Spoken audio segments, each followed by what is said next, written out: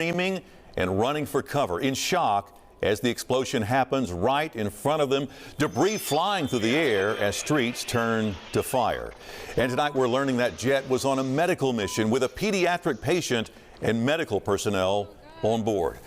Hello, I'm Greg Hurst. Stephanie is off tonight while we look into a Mid-South connection to the deadly collision between that American Airlines flight and that Army helicopter. Tonight's crash in Philadelphia is sparking even more concern. Erica Brown has the latest on both accidents. First responders raced to the fiery scene moments after the Learjet 55 crashed near Northeast Philadelphia Airport. Oh, my God. Federal aviation officials say the small plane was en route to Springfield-Branson National Airport in Missouri and went down 30 seconds after takeoff. I just see the plane is getting lower and lower and lower. It nipped the house. When it nipped the house, it hit a couple cars. Boom! Several people were on board the aircraft, which hit several buildings and cars before bursting into flames. It's going to be extremely difficult to find the failed part, if there is a failed part.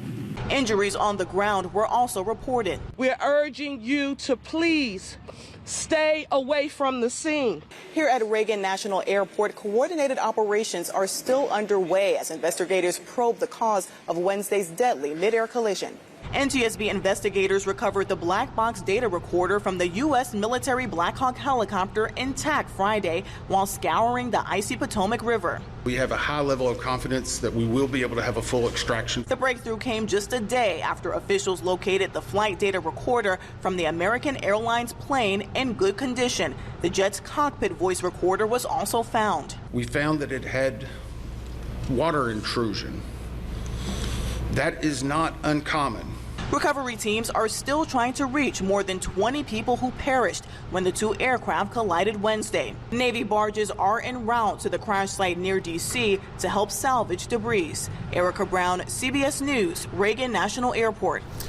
Now, the FAA has restricted helicopter travel in the area near Reagan National Airport until there's a better understanding on air safety.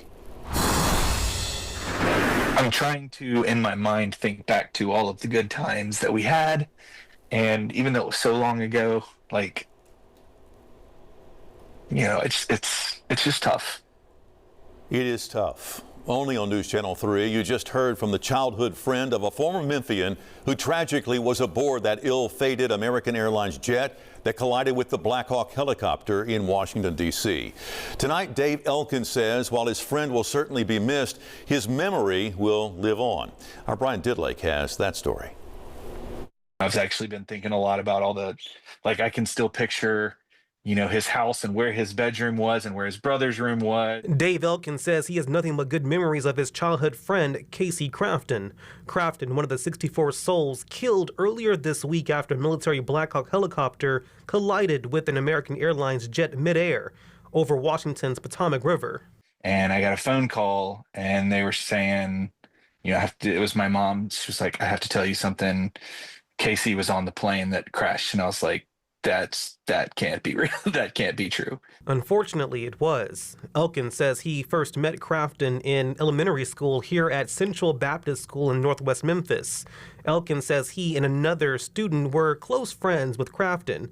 Elkin even at one point went to the same college as Crafton. We were together all the time at college too, you know, until I had to transfer. As life went on, Elkin says they lost touch, but the bond was still there.